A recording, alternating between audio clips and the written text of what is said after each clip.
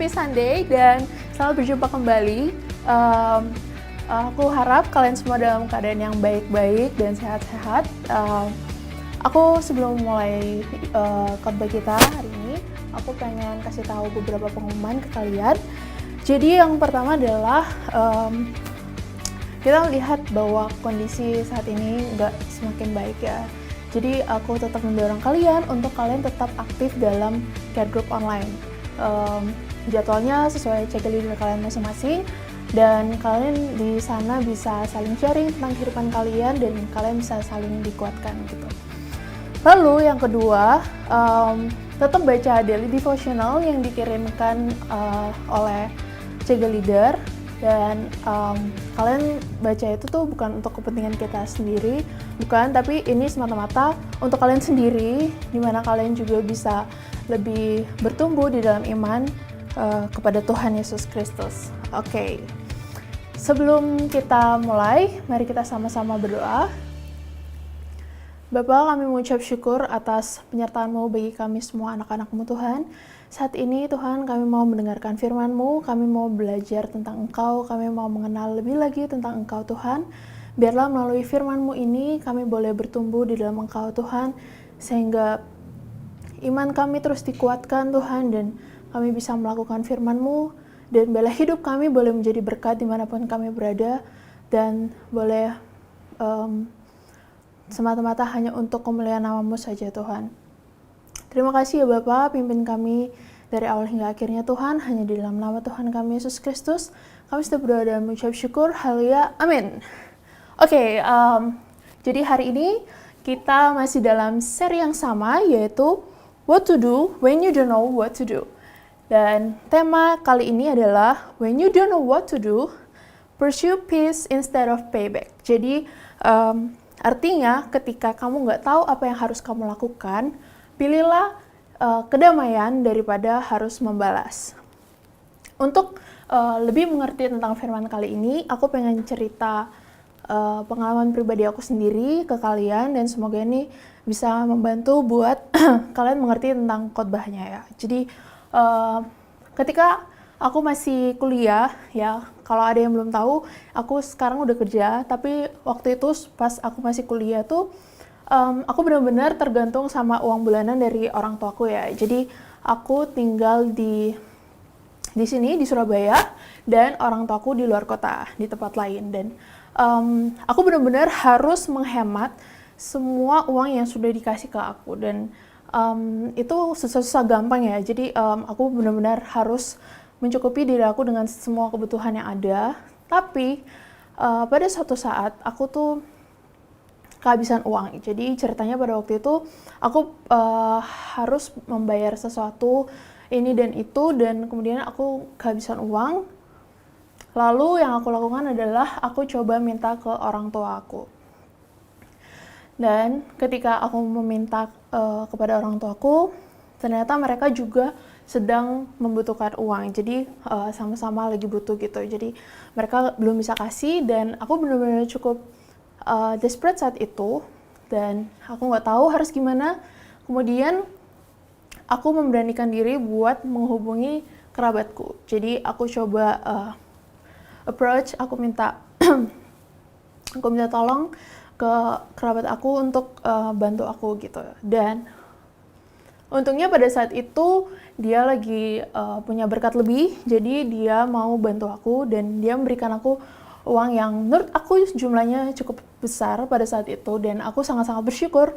Dan kalian tahu lah pasti, pas kalian tuh lagi butuh-butuhnya duit, terus tiba-tiba ada yang kasih kalian, dan kalian pasti benar-benar ngerasa kayak, duh penyelamat aku banget deh.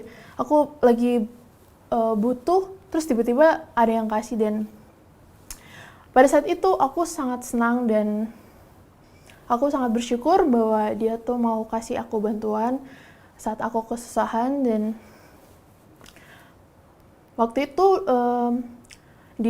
aku masih ingat, dia tuh bilang bahwa dia tuh kasih aku itu tulus dan dia tuh nggak pengen aku mengembalikannya. Jadi bukan menjamkan, tapi dia ngasih ke aku gitu, dan itu bikin aku tambah senang ya, dimana dia tuh baik banget gitu sama aku. Dan pada saat itu mungkin aku senang dan bersyukur, tapi di satu sisi aku pengen satu hari nanti aku bisa balas dia gitu, balas semua kebaikannya, balas budi ke dia tentang kebaikannya sama aku waktu itu. Dan dari cerita ini aku pengen kalian renungkan ya. Kalian juga pasti pernah mengalami saat-saat dimana ada orang yang berbuat baik kepada kalian, dan pada saat itu kalian pengen balas budi ke orang tersebut. Misalnya mungkin pada saat kamu ulang tahun terus ada yang kasih kamu kado dan kamu tuh senang banget sama kadonya, dan pada saat itu kalian pengen pada saat teman kalian itu ulang tahun, kalian juga membalas budi ke orang tersebut. Jadi istilahnya kalian lakukan hubungan yang timbal balik kepada orang tersebut. Nah, itu kan kita tadi berbicara tentang hal-hal yang baik ya, di mana orang berbuat baik sama kita dan kita juga pengen membalas kebaikan mereka gitu. Tapi kalau misalnya kita berbicara tentang orang yang sudah membuat kita sakit hati atau menyakiti kita atau memperlakukan kita dengan gak adil, bagaimana respon kalian? Apakah sama, kalian juga pengen balas kepada mereka sesuai dengan apa yang mereka lakukan kepada kamu? Misalnya nih, kamu punya pacar nih, kamu udah punya pacar misalnya, terus ada temen kamu sendiri yang deketin pacar kamu, ya itu kan kayak nyesek banget kan gitu. Atau mungkin ya teman-teman kamu, kamu kenal baik mereka, terus mereka hahaha di depan kamu, ternyata di belakang kamu mereka ngomongin tentang kamu, atau istilah zaman sekarangnya tuh gibain kamu gitu, dan itu kayak rasanya sakit banget gitu ya. Dan atau kalian juga pernah mereka teman-teman kamu tuh berencana buat pergi tapi nggak ngajak kamu. Itu benar-benar ya sakitnya tuh di sini gitu ya. Dan hal-hal tersebut itu mungkin membuat kamu terluka. Dan pada saat kita terluka, tidak jarang kita sebagai manusia pengen membalas kepada orang yang menyakiti kita. Kita pengen banget balas dendam kepada orang tersebut. Tapi ya mungkin kita nggak balas dendamnya tuh yang serem-serem kayak di film-film gitu, nggak. Tapi ya paling tidak tuh kita pengen gitu, mereka juga mengalami apa yang kita alamin. Kita pengen mereka juga merasa malu seperti kita, ya itu manusiawi gitu. Dan apakah benar bahwa semakin dekat kita dengan seseorang itu membuat kita semakin pengen balas mereka gitu? Coba deh kamu perhatikan ya, kamu bayangkan, kamu ingat-ingat lagi hal-hal yang pernah kamu alamin. Kamu lebih gampang sakit hati kalau kamu disakiti sama orang yang gak terlalu kamu kenal atau sama orang yang dekat sama kamu. Coba diingat lagi. Lebih gampang sakit hati yang mana? Kalau kamu disakiti sama orang yang baru kamu kenal atau yang kamu gak kenal dekat, atau sama orang-orang yang terdekat? Aku pengen kasih tahu kamu suatu fakta bahwa orang-orang yang paling dekat sama kamu dan orang-orang yang kenal baik sama kamu adalah orang-orang yang paling berpotensi untuk menyakiti kamu. Dan mungkin ada beberapa respon ya yang kamu lakukan kepada mereka yang menyakiti kamu. Misalnya nih, kalian pernah nggak karena ada teman kamu yang gosipin kamu akhirnya gosipin mereka juga. Atau kamu bikin instastory yang isinya kata-kata yang ya nyindir-nyindir halus gitulah sama orang itu. Atau juga kalian pernah nggak yang nyuekin dia, misalnya kamu lagi marah sama orang itu, kamu lagi sakit hati, terus kamu pengen balas dengan diemin mereka, nyuekin, gak usah balas chatnya dan lain sebagainya. Pasti ada beberapa hal yang kita lakukan untuk membalas mereka yang telah menyakiti kita. Dan kamu juga mungkin merasa mereka pantas untuk mendapatkan hal-hal yang buruk gitu. Misalnya ketika di sekolah nih, kamu ada teman yang suka bully kamu deh. Pokoknya apapun yang kamu lakuin tuh selalu salah. Terus pas dia dapat nilai jelek atau pas dia dimarahin sama guru, itu kayak kamu seneng dalam hati gitu, kayak akhirnya dendamku terbalaskan, atau ya dia pantas mendapatkannya dan lain sebagainya gitu. Nah, saat ini aku pengen cerita tentang satu tokoh Alkitab, yaitu Yusuf. Nah, dia juga pernah mengalami hal yang sama ya, mirip-mirip lah sama kita. Jadi di seri ini kita sudah belajar tentang kisah-kisah yang Yusuf alami, di mana dia tuh adalah kesayangan ayahnya. Terus ternyata saudara-saudaranya juga itu gak suka sama dia gitu. Akhirnya saudara-saudaranya memasukkannya ke dalam sumur dan menjual dia sebagai budak. Ya, bayangin ya, kamu kayak barang aja dijual-jual. Nah, kemudian si Yusuf ini menjalankan kehidupan barunya sebagai budak. Terus dia juga sempat masuk ke penjara. Tapi singkat cerita, dia menjadi orang kedua penguasa di Mesir. Nah, kisahnya nggak berhenti sampai di situ. Jadi pada suatu waktu terjadilah kelaparan. Lalu di tempat di mana saudara-saudaranya tinggal sama ayahnya itu, mereka juga mengalami hal yang sama, kelaparan juga. Akhirnya ayahnya Yusuf, si Yakub, menyuruh saudara-saudaranya untuk datang ke Mesir dan meminta bantuan. Nah, karena mereka pikir Yusuf itu sudah mati, jadi mereka ya gak kepikiran bakal bertemu sama Yusuf. Kemudian pada saat mereka sampai di Mesir, mereka sama sekali gak tahu yang berhadapan sama mereka itu adalah saudara mereka sendiri, yaitu Yusuf. Nah, kita coba baca sama-sama di Kejadian 45 ayat 1-3. Ini yang terjemahan bahasa Indonesia masa kini. Yusuf tidak sanggup lagi menahan perasaannya di hadapan pegawai-pegawainya. Karena itu, disuruhnya mereka meninggalkan ruangan itu supaya ia dapat menyatakan kepada saudara-saudaranya siapa dia sebenarnya. Setelah semua pegawainya meninggalkan ruangan, menangislah Yusuf keras-keras, sehingga orang-orang Mesir di luar ruangan mendengarnya. Dan sampailah kabar itu ke istana raja. Yusuf berkata kepada saudara-saudaranya, "Saya ini Yusuf. Masih hidupkah ayah?" Melihat itu, saudara-saudaranya takut sekali sehingga tidak dapat menjawab. Bayangkan ya, ketegangan dan emosi pada saat itu, di mana Yusuf berhadapan muka sama saudara-saudaranya yang dulu mencoba untuk membunuh dia, dan ironisnya mereka juga adalah orang yang minta bantuan sama Yusuf. Kalau kalian jadi Yusuf gimana? Kalian punya saudara yang dulu jahat ke kalian, dan pada saat itu saudaramu itu minta bantuan ke kamu.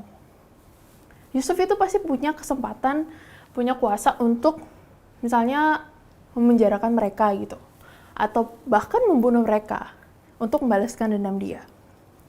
Tapi selanjutnya yang dilakukan Yusuf adalah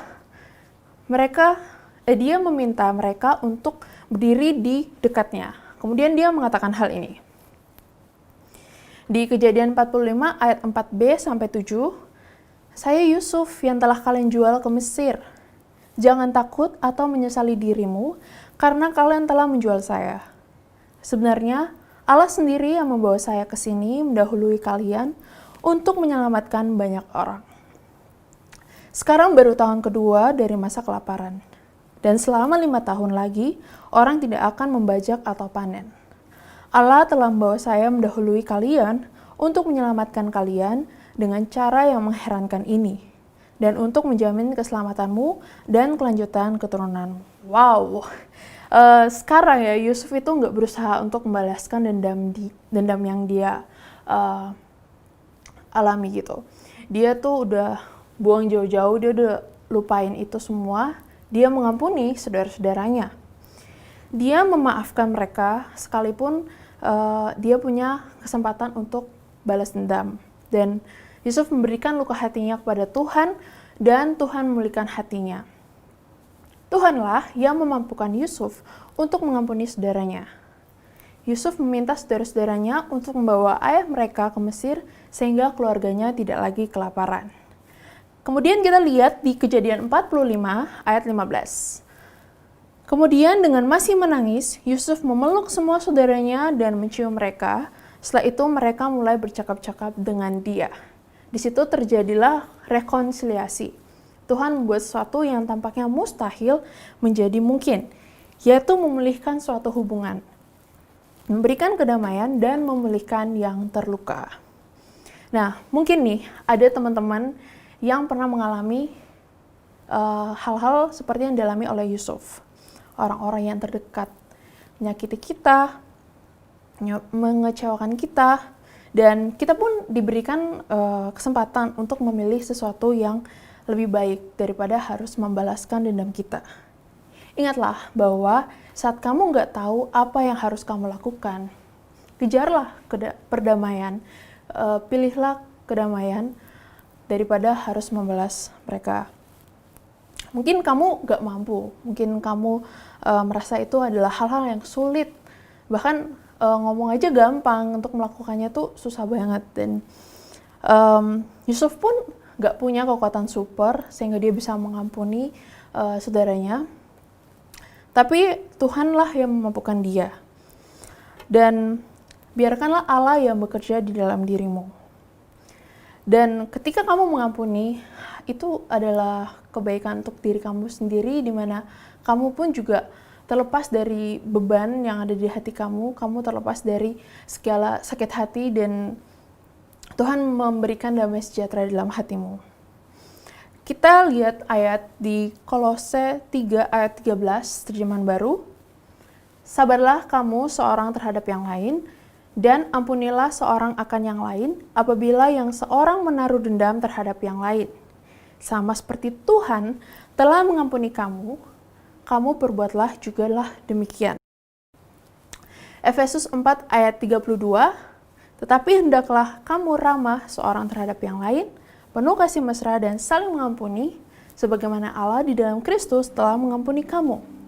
Dan aku mau tekankan satu hal di sini ya, dimana biarlah ini bukan sekedar suatu moral story di mana kamu harus mengampuni ya supaya kamu tuh nggak dihukum, atau kamu tuh memang harus berbuat baik.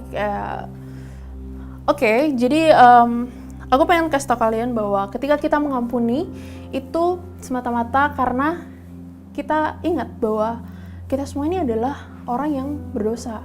Kita ini adalah seorang yang layak untuk dihukum. Kita harus mengalami konsekuensi dari dosa. Tetapi Tuhan, Allah kita, dengan penuh anugerah, Dia pengen untuk mengampuni kita semua. Dengan kasih-Nya, Dia mengampuni semua dosa-dosa yang telah kita lakukan.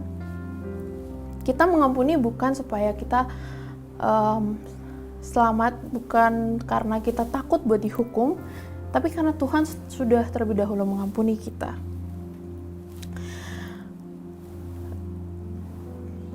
Kita sadar bahwa kita adalah orang-orang yang terlebih dahulu sudah diampuni oleh Tuhan. Sehingga Tuhan pun yang memampukan kita untuk bisa mengampuni saudara-saudara kita. Dan mungkin ada juga di antara kalian yang kisahnya gak seperti Yusuf ya. Bagaimana kalau misalnya kalian itu yang malah menyakiti orang lain? Kita semua pasti punya cerita yang berbeda-beda. Kita semua pasti punya situasi yang rumit, yang beda-beda pokoknya. Tapi kejarlah perdamaian. Dan mungkin itu adalah sesuatu yang sulit. Tapi aku pengen encourage kalian bahwa kalian tuh gak bisa melakukan itu sendiri. Kalian butuh Tuhan, dan kalian juga butuh teman-teman seiman. Dimana aku ajak kalian buat tetap tergabung, tetap aktif di dalam care group. Ini juga bukan untuk kepentingan gereja, tapi ini adalah kebaikan untuk diri kalian sendiri.